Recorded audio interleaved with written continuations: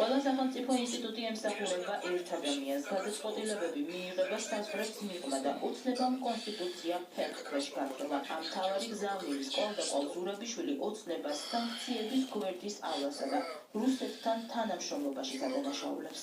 ჩვენი სახელმწიფო, რომელიც შენდება და შენდებოდა დამოუკიდებლობის შემდეგ, დღეს პრაქტიკულად დაშლის პირას არის.